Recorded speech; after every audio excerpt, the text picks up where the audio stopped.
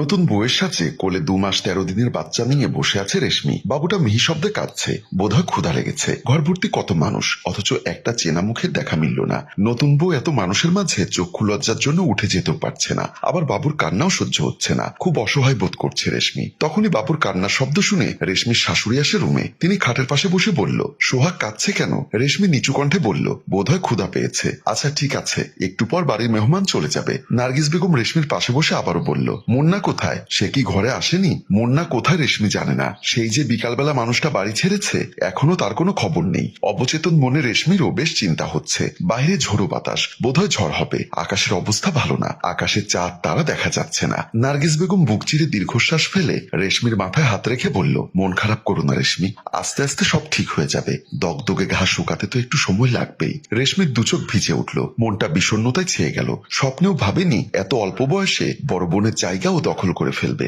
আদৌ কি আপুর জায়গা দখল করতে পেরেছে রেশমি? শুধুমাত্র বাচ্চাটার জন্য মুন্নার ঘরে হয়তো রেশমির জায়গা হবে, কিন্তু মনে, ওই অতৃপ্ত মনে যে আজীবন আপুই বসবাস করবে। রেশমির চোখের কোণে লেগে থাকা জলটুকু হাতের উল্টো পিঠ দিয়ে মুছে ফেললো। গুরুজনের কথা রাখতে রেশমি এখনো বউ সেজে বসে আছে। ভারী শাড়ি গহনা পরে থাকতে একটুও ভালো লাগছে না। তার শাশুড়ি বোধহয় রেশমির মনের অবস্থা বুঝতে পারলেন, বলল, শাড়ি পাল্টে ফেলো, ফ্রেশ লাগবে। রেশমি যেন হাঁপ ছেড়ে বাঁচল। সে বলল, আন্টি আপনি একটু সোহাগের কাছে থাকুন, আমি চট করে গোসলটা সেরে আসি, ঘামে গা চিটচিট করছে। আচ্ছা যাও। রেশমি বাবুকে রেখে উঠে চলে যায়। প্রায় 10 মিনিট পরে রেশমি রুমে আসে, পরনে সুতি শাড়ি, ভেজা চুলে গামছা পেঁচানো। নার্গিস বেগম ঘড়ির দিকে তাকিয়ে চিন্তিত হয়ে বলল, এত রাত হলো, ছেলেটা এখনো আসছে না কেন? একটা ফোন দাও তো রেশমি। রেশমি মোবাইলটা হাতে তুলে নিল, দুলাভাই নামে সেভ করা নাম্বারে ফোন দিল। ফোনটা বেজে বেজে কেটে গেল, কেউ ধরলো না। রেশমি আস্তে করে বলল, ফোন তো ধরে না। মুন্না তো কখনো এমন করে না, আজ হঠাৎ কি হলো? মুন্না প্রিয়ার কবরের পাশে টান টান হয়ে শুয়ে আছে, দেখতে কি বিদঘুটে লাগছে। মনের ভেতর একরাশ চাপা কষ্ট। কাঁদতে কাঁদতে অনেক আগেই চোখের জল শুকিয়ে গেছে। বুকের ভেতর এত কেন কষ্ট হচ্ছে? বুকটা জ্বলে পুড়ে ছারখার হয়ে যাচ্ছে। প্রিয়া কি মুন্নার কষ্ট দেখতে পাচ্ছে না, অনুভব করতে পারছে না? ওর কি বুকের ভেতর মোচড় দিয়ে উঠছে না? মুন্না ঝরঝর করে কেঁদে দিল। আজকাল কান্না যেন নিত্যদিনের সঙ্গী হয়েছে। এতটুকুতেই চোখ ভিজে ওঠে। সে বিড়বিড় করে বলল, এই বেঈমান, জানিস আমি আজ তোর কথা রেখেছি, বিয়ে করেছি তোর বোনকে। তুই খুশি হয়েছিস? তোর তো আজ খুশি হওয়ার কথা। কি রে, এখন চুপ করে আছিস কেন? কথা বল। তুমি কেন আমাকে এত বড় শপথ দিয়ে গেলে প্রিয়া? আমি কি এক জীবনে তোমার স্মৃতি নিয়ে কাটিয়ে দিতে পারতাম না? খুব পারতাম। এই তো ছোট্ট একটা জীবন, দেখতে দেখতে ঠিক কেটে যেত। তুমি জানো না প্রিয়া, প্রতিনিয়ত অনুতাপের আগুনে জ্বলে পুড়ে মরছি। কেন তুমি বেঁচে থাকতে তোমাকে বুঝলাম না আমি। তুমি কেন আমার ভুল ভাঙালে না?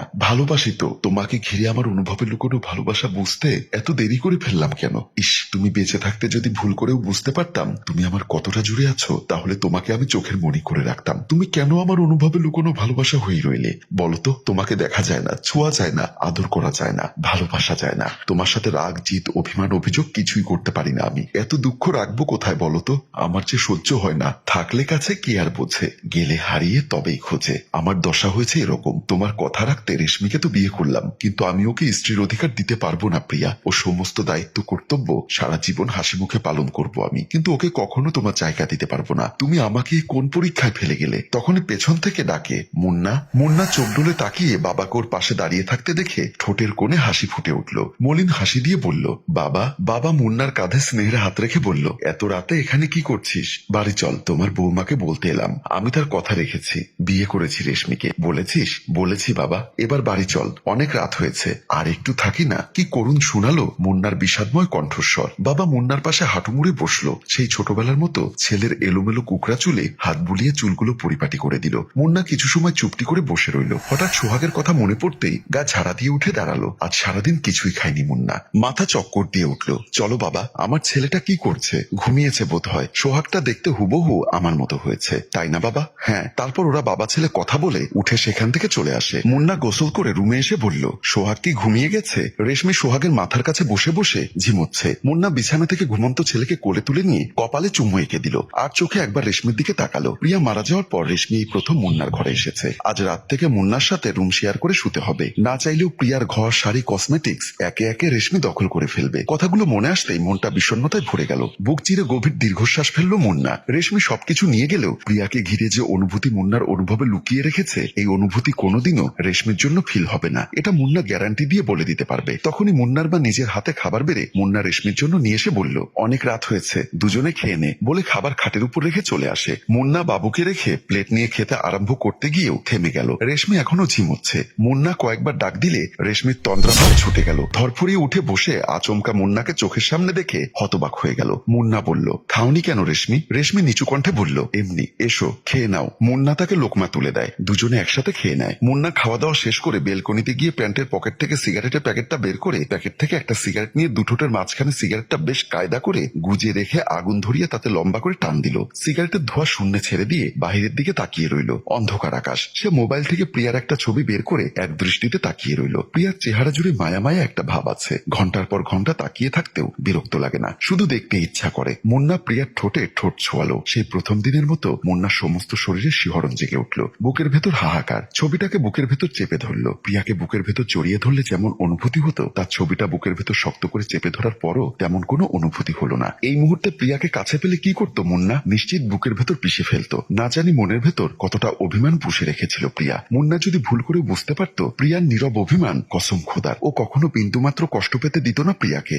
ঘুমোবেন না? মুন্না আপন ভাবনায় এতটাই মশগুল ছিল, রেশমি কখন পেছনে এসে দাঁড়িয়েছে বুঝতে পারেনি মুন্না। মুন্না পেছন ফিরে রেশমির মুখপানে এক পলক তাকালো। প্রিয়ার সাথে রেশমির কোনো মিল নেই, তবে রেশমিকে আজ অন্যরকম লাগছে। মুন্না দীর্ঘশ্বাস ফেলে বলল, ঘুম আসছে না আসলে। আমারও ঘুম আসছে না। আপুর কথা খুব মনে পড়ছে। কথাটা বলতে বলতে রেশমির দুচোখ ভিজে উঠল। মুন্না মলিন হেসে বলল, মন খারাপ করো না রেশমি, তোমার আপু শান্তিতে আছে। শুধু আমাকেই অশান্তিতে রেখে গেছে স্বার্থপরটা। কোথায় গেছিলেন? তোমার আপুর কাছে। রেশমি চমকে উঠল। ঘুমোতে যাও রেশমি। আপনিও চলুন। তুমি যাও রেশমি। মুন্নার কণ্ঠে কিছু একটা ছিল। রেশমি আর কিছু বলার সাহস পেল না। রেশমি চলে যেতেই মুন্না আবারও বাইরে তাকিয়ে সারা রাত কাটিয়ে দেয়। ছেলে সোহাগের কান্নার শব্দ পেয়ে মুন্না রুমে ঢুকে ব্যস্ত হয়ে মুন্না দেখে রেশমি এলোমেলো হয়ে ঘুমিয়ে আছে। বুকের শাড়ির আঁচল খানিকটা সরে গেছে। ব্লাউজের বড় গলা দিয়ে ফর্সা বুকের অনেকটা অংশ দেখা যাচ্ছে। মুন্না চোখ সরিয়ে নিয়ে অন্যদিকে তাকায়। রেশমির নাম ধরে বার কয়েক ডাকতেই রেশমি হকচকিয়ে উঠে বসলো। দ্রুত হাতে গায়ের কাপড় ঠিক করে নিল। অনেক রাত করে ঘুমানোর ফলে মাথাটা ভার হয়ে আছে। সে বাবুকে কোলে তুলে নিল। মুন্না সেখান থেকে ওয়াশরুমের দিকে চলে গেল। মুন্না বাবুকে কোলে নিয়ে বসে আছে, পাশে রেশমিও। তখন মুন্নার মা দরজার সামনে দাঁড়িয়ে হালকা কেসে বলল,